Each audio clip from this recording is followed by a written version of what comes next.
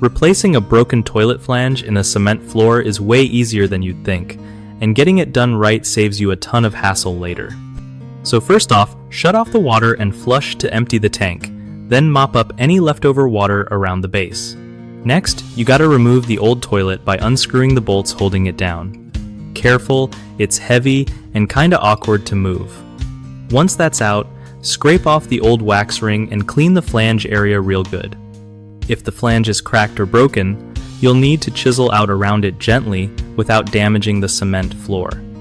Then grab a replacement flange that fits your pipe size.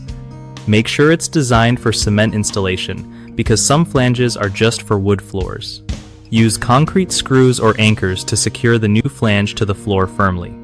After that, slap on a new wax ring onto the flange before putting the toilet back down, lining those bolt holes up perfectly. Tighten everything carefully, but don't go nuts or you might crack the porcelain. One of the biggest mistakes when replacing a toilet flange on cement floors is not securing it properly with concrete anchors, which can cause leaks or wobbling later. Fix this by using heavy-duty anchors designed for concrete. Another common error is reusing an old wax ring or not cleaning the flange area well enough, leading to bad seals and nasty smells. Always use a fresh wax ring and clean the surface thoroughly.